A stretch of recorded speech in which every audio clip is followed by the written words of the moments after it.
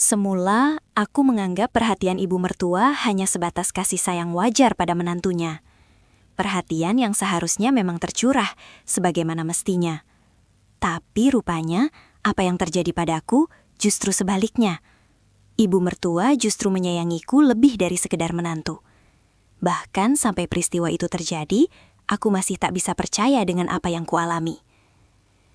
Dan semua itu bermula di mana aku baru saja menikah dengan Rina istriku. Namaku Bagas, dan usiaku kala itu 26 tahun. Sementara Rina istriku berusia 2 tahun lebih muda dariku. Dulunya Rina merupakan teman SMA adikku, Mita. Dan mungkin jika Mita tak mengenalkan kami, mungkin kami tak akan berjodoh hingga ke jenjang pernikahan. Kami berpacaran secara singkat lantaran desakan orang tua yang memintaku untuk segera memberi mereka cucu. Alhasil, tepat 3 bulan setelah perkenalan itu, kami pun resmi menikah. Pernikahan itu kami adakan ala kadarnya, tanpa pesta yang mewah karena memang tak ada persiapan apapun. Kami hanya berpikir yang penting sah dan bisa menjalani rumah tangga seperti pada umumnya. Setelah menikah, aku tinggal di rumah orang tua Rina, yang juga mertuaku. Sebenarnya dulu aku ingin tinggal terpisah, tapi lantaran Rina menolak dengan alasan ia anak satu-satunya, maka aku pun mengiyakan hal itu. Lagi pula, ibu mertuaku yang kerap kupanggil Mama Indri juga sudah tinggal sendiri di rumah. Sehingga tak ada salahnya juga jika kami sekedar menemaninya. Mama Indri sendiri seorang janda yang ditinggal mati suaminya sejak Rina kelas 3 SMA. Dan semenjak itulah, beliau lebih banyak di rumah untuk mengurus dan mengasuh Rina hingga akhirnya berkeluarga. Keakrabanku dengan Mama Indri juga terjalin dengan sangat baik. Kami berinteraksi layaknya mertua dan menantu, penuh rasa hormat dalam rutinitas harian. Hanya saja, sejak awal pernikahan, aku merasakan adanya sebuah kejanggalan yang tak biasa. Ya, lebih tepatnya sebuah percikan-percikan gejolak yang tak terucapkan, terutama saat kami berpapasan atau bercengkrama santai bersama. Seringkali aku tanpa sengaja mendapati tatapan beliau tertuju padaku. Bukan sekedar melihat, melainkan menelisik dan mengunci pandangan terlalu lama. Bahkan tak jarang, saat kami bercengkrama bertiga pun, aku sering menangkap beliau curi-curi pandang dan baru membuang muka ketika aku menoleh ke arahnya. Awalnya aku mengira jika hal itu hanyalah perhatian ibu mertua pada menantu laki-lakinya. Aku juga menganggapnya hal itu sebagai wujud rasa sayang pada umumnya. Tapi jauh di lubuk hatiku, entah kenapa kadang ada bisikan yang mengatakan bahwa dugaanku itu keliru. Terutama pernah suatu ketika saat istriku baru berangkat kerja. Ada hal janggal yang membuat penilaianku pada beliau sedikit berbeda. Aku yang pagi itu hendak ke dapur untuk sarapan, tak sengaja menoleh saat lewat depan kamarnya. Langkahku mendadak terhenti, tak kalah mendapati segitiga yang kuyakini adalah milikku ada dalam genggamannya. Loh, Mah, itu kan sidiku. Mendapati aku mematung di ambang pintu, Mama Indri pun salah tingkah. Buru-buru beliau melempar itu ke keranjang baju yang ada di depannya. Iya guys, tadi pas ambil jemuran Mama nggak sengaja bawa itu. Sejenak aku mengerutkan kening. Dari gelagatnya, aku tak yakin jika ia berkata jujur. Apalagi aku ingat, sudah beberapa hari terakhir si Dwi itu tak ada di lemari atau jemuran. Aku juga belakangan sudah jarang menggunakannya. Aku jadi berpikir, apa mungkin ia sengaja mengambilnya untuk tujuan lain? Masa sih? Gumamku mencoba menepis pikiran itu dan menganggap hanya kebetulan belaka. Pernah pula suatu siang di mana aku hendak mengambil air di kulkas. Mendadak aku sedikit terpaku mendengar pintu kamar mandi samping dapur terbuka, disertai uap yang membawa aroma sabun. Mama Indri muncul dari balik pintu dengan menggunakan handwook.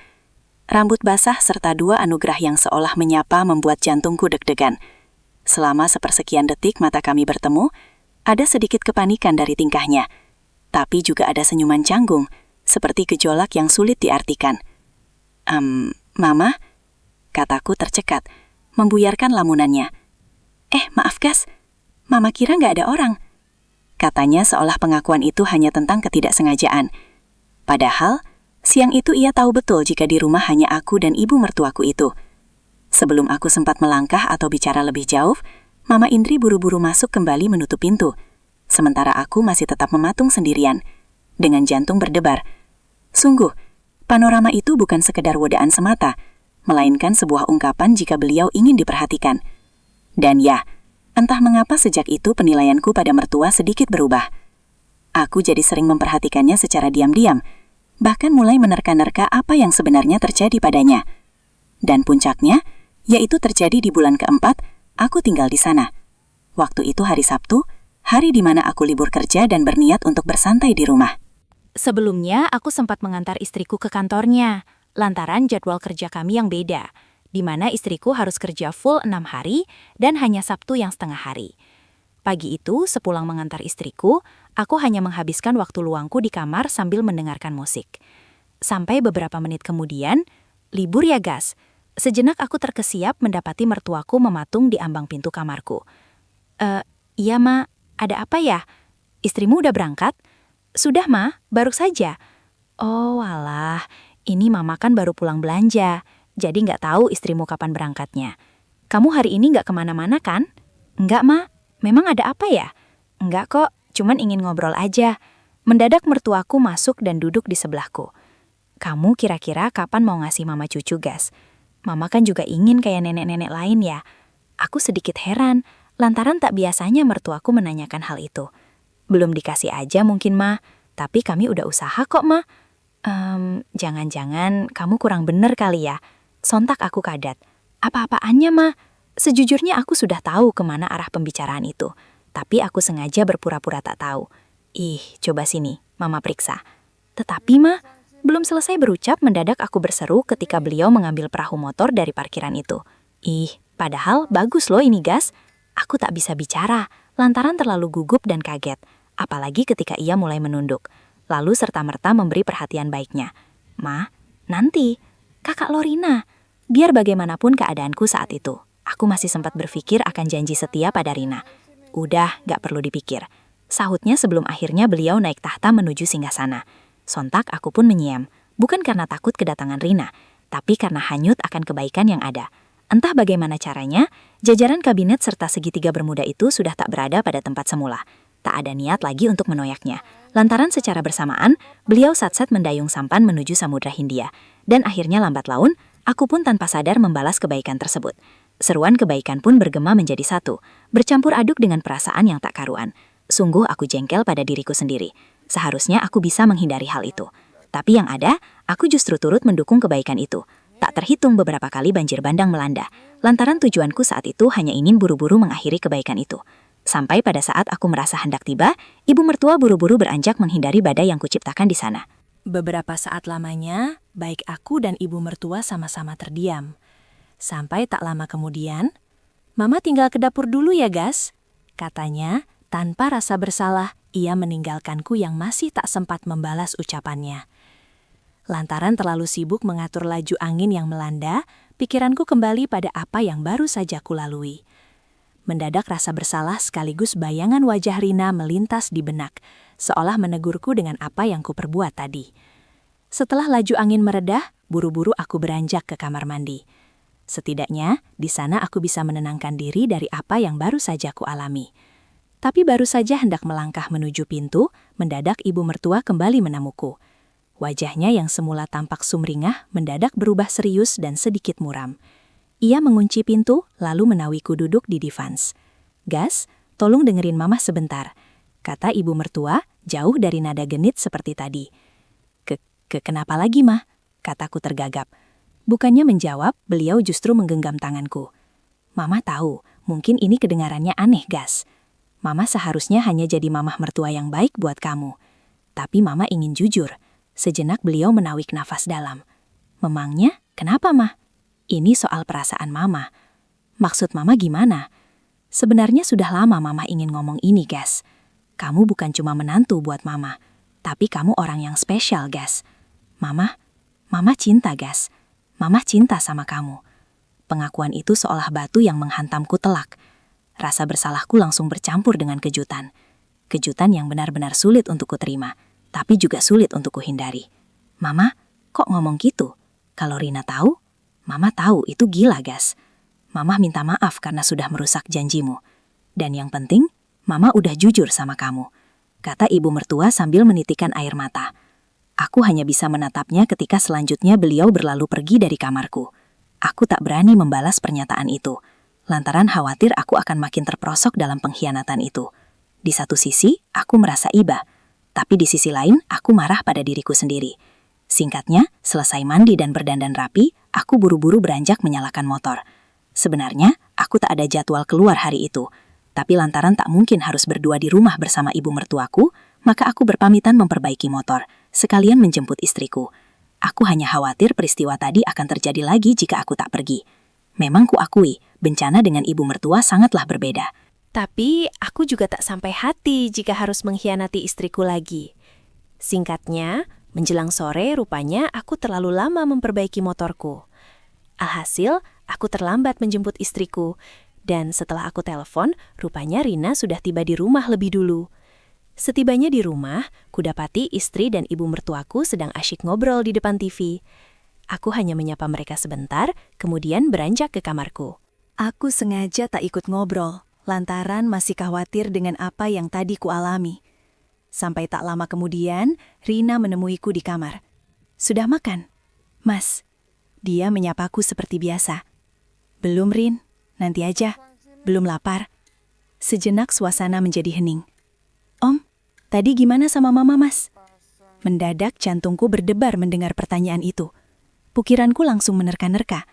Apakah Rina tahu apa Mama cerita pada istriku? "Loh, kok malah bengong, Thomas?" Rina memanggil membuyarkan lamunanku. Iya Rin. "Gimana apanya maksudnya?" "Ya yang tadi itu, Mas. Sama mamaku." Aku menghela napas. Lantaran yakin jika ibu mertua sudah menceritakan semuanya pada Rina. Akhirnya sambil menunduk aku berkata, "Maafin aku, Rin. Aku gak bermaksud." Belum selesai kalimatku, istriku mendadak menjawab, Tadi Rina yang nyuruh Mama seperti itu sama kamu, Mas." Sontak aku kaget. "Maksud kamu apa sih, Rin?" Suaraku meninggi, berharap ucapan itu hanya candaan semata. Mas marah ya?" Pertanyaan itu lagi-lagi membuatku bingung. Seharusnya Rina lah yang marah, bukan justru sebaliknya. Jadi kamu yang nyuruh?" Rina mengangguk. "Iya, Mas. Selama ini, Rina ngerasa belum sempurna buat kamu, Mas." Katanya membuatku merinding. Sebenarnya Rina udah belajar sama Mama. Tapi tetap aja, Rina masih merasa Mas kurang bahagia. Maka dari itu, Rina nyuruh Mama tadi. Aku terdiam. Benar-benar tak percaya mendengarnya. Bahkan saat itu tak sedikit pun kudapati raut cemburu di wajahnya. "Lalu, mulai kapan kamu mikir kayak gini, Rin?" Tanyaku dengan nada dingin. "Rina kasihan sama Mama, Mas. Sejak ayah meninggal, Mama gak pernah lagi, Mas. Lagi pula, daripada Mas cari di luar, kalau Rina nanti halim atau sibukan, mending sama Mama." Jawaban Rina begitu datar, seolah ikhlas memberikan suaminya sebagai solusi permasalahan ibunya. "Tapi Rin, bukankah aku ini belum?" Sempat aku menanggapi logikanya itu, Rina lebih dulu maju, dan sebuah sambutan ia haturkan di wiri-wiri itu. Ia begitu satset, seolah ingin meyakinkanku bahwa ia juga mampu. Dalam kebimbangan itu, tentu saja aku tak mungkin menghalau kebaikan tersebut. Belum lagi bayangan ibu mertua tadi juga ikut menghadirkan gejolak baik. Perhatian demi perhatian ia haturkan, terutama pada perahu motor itu. Sayangnya, di tengah kebaikan itu, kami sama-sama terkesiap ketika tiba-tiba pintu terbuka. Nampak ibu mertua mematung di ambang pintu dengan raut tenang, seolah apa yang ditemuinya adalah hal yang biasa. Maaf, Mam, tadi nggak sengaja lewat, katanya dengan suara pelan. Mama ngapain sih?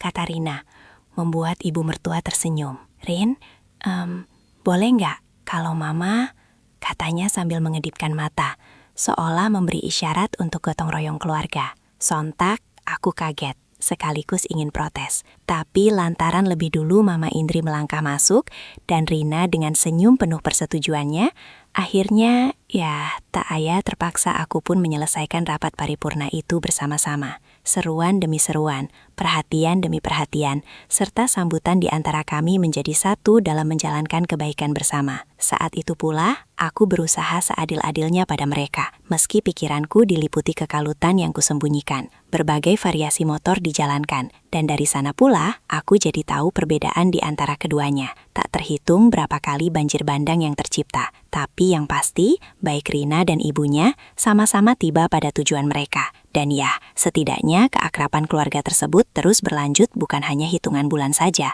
tapi hampir setengah tahun aku menjalani peran ganda tersebut. Aku bukan lagi Bagas yang selalu menjaga kesetiaan, melainkan lebih seperti objek yang digunakan atas persetujuan istriku. Sampai akhirnya memasuki tahun kedua pernikahan, titik jenuh itu tak lagi bisa kuredam. Solusi yang ditawarkan Rina dan ibunya tak lebih dari sekedar kepalsuan. Malam demi malam, aku tidak bisa tidur. Ucapan ibu mertua tentang perasaannya ditambah dengan izin Rina yang tak masuk akal, lambat laun membuatku jengah. Ya, aku jengah, dan justru mendambakan kehidupan normal yang dilandasi kesetiaan. Hingga pada akhirnya, suatu malam dengan pikiran kalut, aku mengambil keputusan terberat dalam hidupku. Aku mengajak Rina bicara di depan teras, menghindari tatapan mata dari ibu mertua. Keputusan untuk berpisah menjadi jalan terbaik yang kuutarakan padanya. Semula Rina memang tak langsung menerima keputusan itu. Tapi setelah menjelaskan semua beban yang ada di benakku, akhirnya Rina menerima, meski harus menyisakan pertengkaran di antara kami. Dan singkatnya, 2 bulan setelah keputusan itu, pernikahan kami resmi selesai di meja pengadilan. Aku meninggalkan rumah mertua dan memulai hidup baru sendirian, membawa kenangan dan pelajaran baru bahwasanya setiap pasangan mempunyai cara sendiri untuk menemukan kebahagiaannya.